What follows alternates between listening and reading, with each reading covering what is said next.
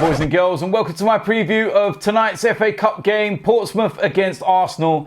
And it's nice to get away from the Premier League, but it's going to be a bit of a strange one given that result last Thursday, and this is our first time playing since then. And also, the games are a little out of sync at the moment.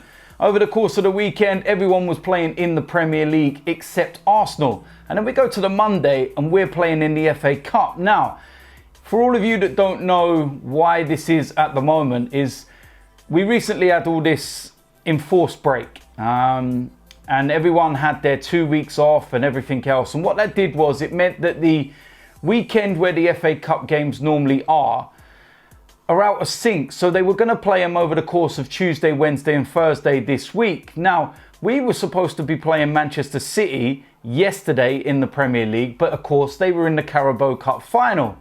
So with us having a free weekend, the FA decided to put the FA Cup game on Monday. Now, I'm looking at it and I'm thinking, you know what? That's actually probably helped us. I know our game in hand is against Manchester City and we do have to go and play them at some point, and it'll be a midweek game whenever it is. But given the result last Thursday and everything else behind it, the last thing we probably wanted would have been going to the Etihad on Sunday and then having to deal with this FA Cup game, which would have probably been about Wednesday this week. And then we would have been playing West Ham in the Premier League on Saturday. So having this little bit of a break is probably the best thing for us. And it now means that with us playing tonight, we then get 5 days rest before we play West Ham at the weekend. So I think that's important and I think that's crucial. And yeah, like I said, we are going to have to catch up that one game against Manchester City at some point. But right now, given the context of everything, I think that that's probably the best thing for us. So it's going to be a very interesting game. Portsmouth, they're not the side they used to be. They're not, the side that were in the Premier League all them years ago. They're not even in the Championship anymore. They're in League One.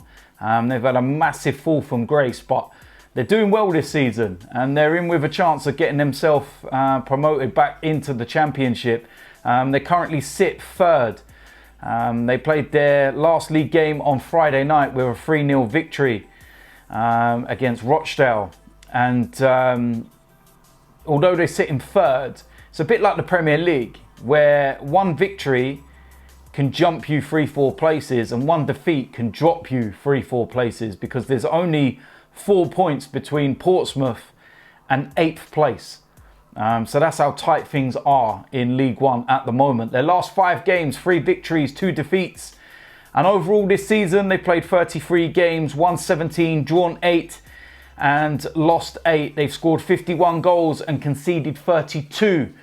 So they do concede goals. And you know what? This is their cup final. We don't want to be one of those FA Cup statistics. We don't want to be the giant killing. We don't want to be on the end of that, especially after everything that happened last Thursday. It's the last thing we need. Confidence is probably low. I do feel there will be a lot of changes, but just go out there and be professional. Go out there and get the job done. Go out there and do what's needed to go and get the victory. And it's as simple as that, really. In terms of the lineup, like I said, I think there's going to be a lot of changes. Maybe not as lot as what I'm going to go with, but I think it might well be needed. A good freshen up. And yeah, this is what I'm going to go with my predicted lineup. Starting off in goal, Emi Martinez. And I do feel that he will be coming into play in the FA Cup games. It was a bit of a surprise that he didn't play in the Europa League, because predominantly he has been. And every time I've seen him this season, he's looked decent. So absolutely no problems with this. And Emi Martinez goes in goal. Now in defence on the right-hand side, I'm going to go with Ainsley Maitland-Niles, taking Hector Bellerin out of the side. And I think that's the best thing for him right now anyway.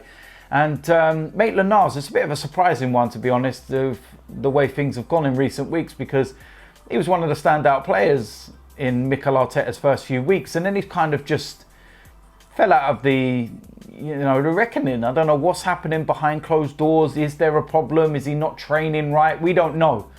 But it is a bit of a weird one how he's just fallen down the pecking order so badly. But for this game, absolutely no problem whatsoever. And Ainsley Maitland-Niles goes in there. Now, in the centre of defence, first of all, I want to see a debut for Pablo Mari.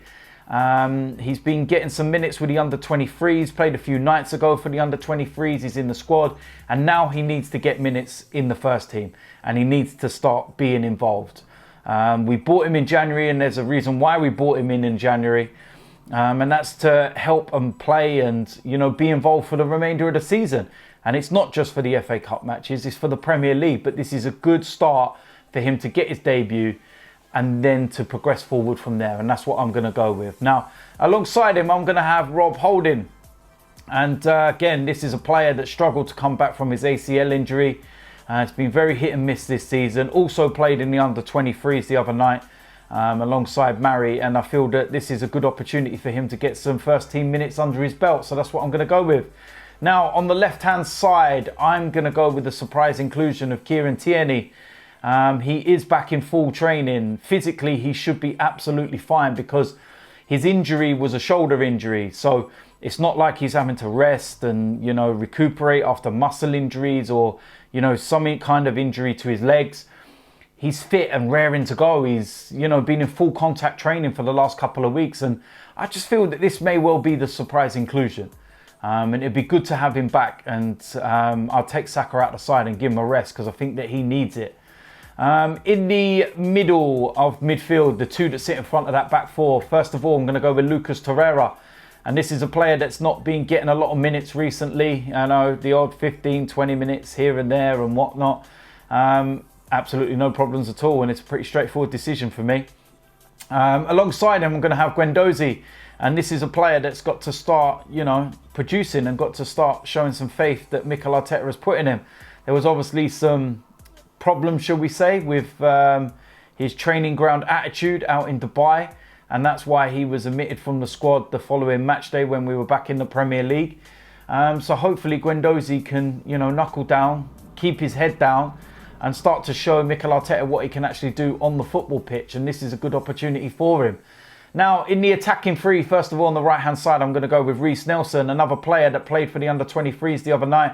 And I feel that was with this game in mind. Come back from a recent injury and he's got to kick on now and he's got to start producing and performing. And I'm excited to see what Rhys can do because there's been a lot of talk about Mikel Arteta and how closely he worked with the likes of Leroy Sané, Raheem Sterling, etc.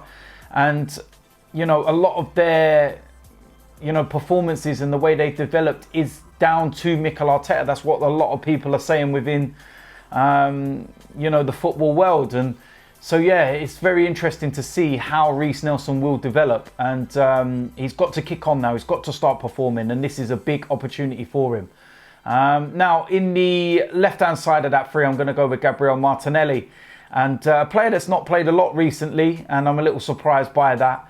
But I feel that maybe he needed a break mentally and physically. And yeah, he should be back fresh and ready to go. And you look at his performance when he come off the pitch against Olympiacos and he looked so lively and so fresh. So absolutely no problems with this one whatsoever. Now, in the middle of that three, I'm going to go with Joe Willock, another player that's got an opportunity to impress Mikel Arteta. And I feel that the one thing that Joe's got to work on is his decision making, when to release the ball and when to have that shot. I feel that he's not got that right and he's holding on to the ball a bit too much, a bit greedy at times.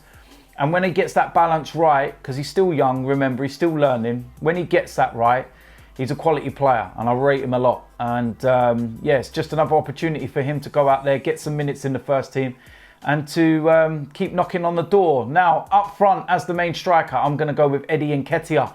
Been playing recently in the Premier League, got his first Premier League goal last week, you know, this season. And that'll be a big boost for him, given the fact that he started off at Leeds and everything else. And he's only recently came back into the side in January. Lacazette's not firing and he doesn't get in the starting lineup for me. And it's a good opportunity for Eddie Nketiah to get in the side, get some goals and keep knocking on the door and try and cement that place within the Premier League. I'm not going to risk Aubameyang. So yeah, the natural choice will be Eddie Nketiah. So there we go. That is it. That is the preview. That is the predicted lineup.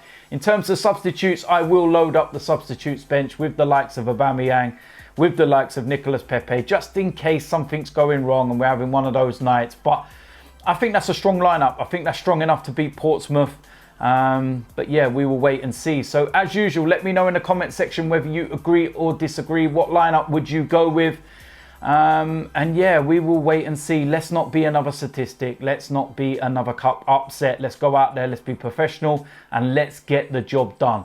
There will be a player ratings after the game, and hopefully I'm smiling. So I'll see you lot soon. I'm out of here.